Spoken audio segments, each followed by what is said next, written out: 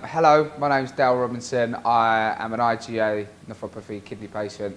I was diagnosed 5 years ago, 2012, when I was 22. And back then I was just told that I had a very slight kidney dysfunction. There was nothing to worry about, which was managed by just blood pressure medication. So taking my BP meds every single day. Didn't really know much about it because there's not much research out there.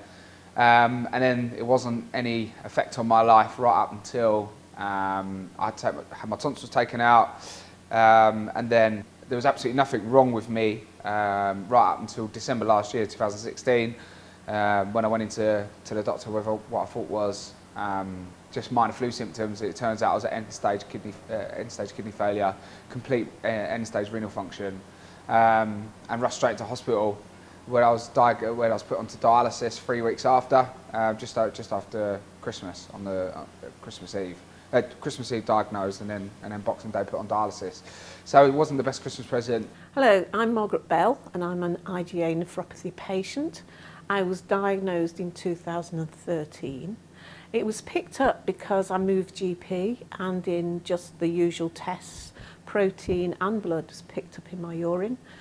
After several other tests, I then had a kidney biopsy, which unfortunately didn't work, so I then had another one, and then I was diagnosed with IgA nephropathy.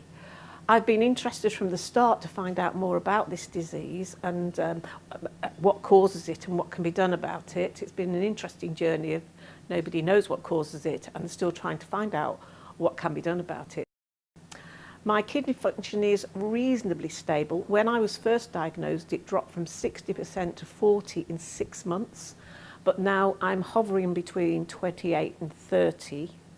Unusually, I am on steroids and immunosuppressants. This is not necessarily a recognised treatment, but as it seems to have worked so far, may just be coincidental, I'm a bit loath to change things in case my kidney function drops again. But other than that, have very few symptoms. I just get very tired and very cold. I seem to feel the cold really badly. Hi, my name is Glenn. I'm 24 years old and I was diagnosed with IgA nephropathy in March of 2014, just over 3.5 years ago. My diagnosis came as a little bit of a surprise after quite a long time trying to figure out what was going on. Just generic symptoms of tiredness and not feeling too well, a little bit under the weather, particularly when I had colds and flu. And originally my GP thought that I had an issue with urinary tract infections, and we were almost backwards and forwards with that throughout my teenage years. And then I met a new GP who said, I think that you should go and see a nephrologist. And after going to see someone at the local hospital, Leicester General, I got the diagnosis of IgA nephropathy and was very quickly taken in for biopsies and lots of different tests. So today I'm now at CKD stage 4, but my condition is fairly stable. Hi, my name's Lindsey Wislocki. I was diagnosed with IgAN about 4 years ago. I was having very bad headaches, and I went to the opticians and there was no issue with my eyes, so I decided to go to the doctor, and at the surgery they took my blood pressure and I had 220 over 120, which was considered to be very high. So they knew there was some issue that was causing the high blood pressure. They asked me for some bloods. In fact, they put me on beta blockers immediately to reduce the blood pressure.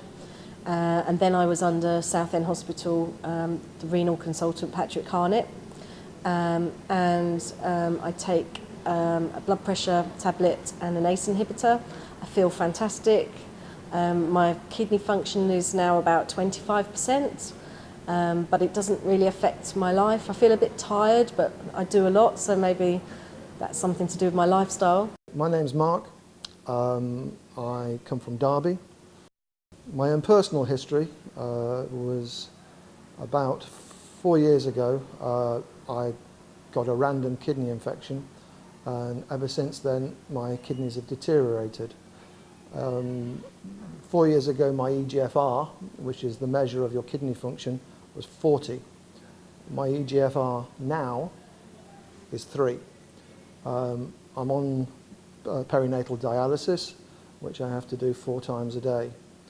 I've just been through the course, the lectures, the seminars that Professor Barrett has offered to us.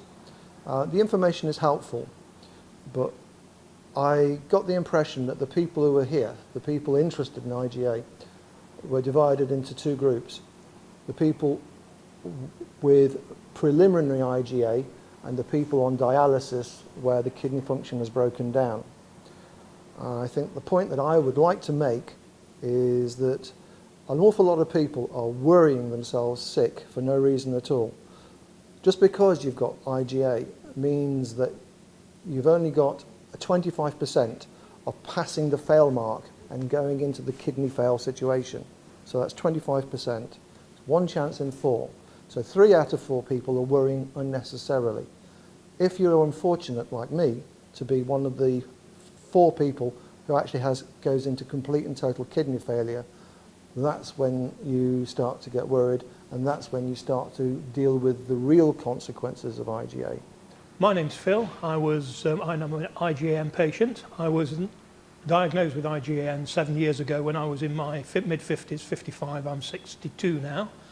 I was picked up as a general call-up for people in their mid-50s at my local GPs. Went in, found my blood pressure was very high.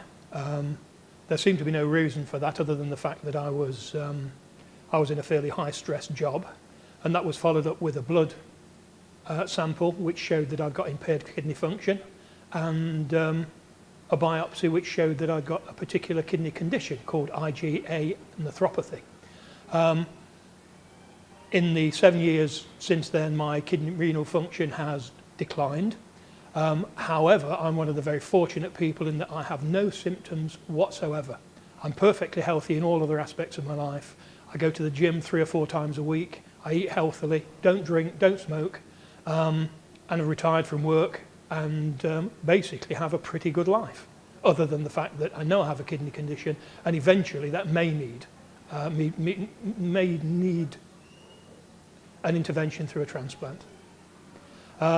Today has been superb. Everyone I've spoken to has said it's been extremely useful, and the thing that got me really is looking round the group of people at lunch who were sitting preparing for their activity, and a happier, more well-balanced bunch of people you simply couldn't have it. This is a disease which, although some people are poorly with it, on the whole people cope with it very well and seem very well balanced.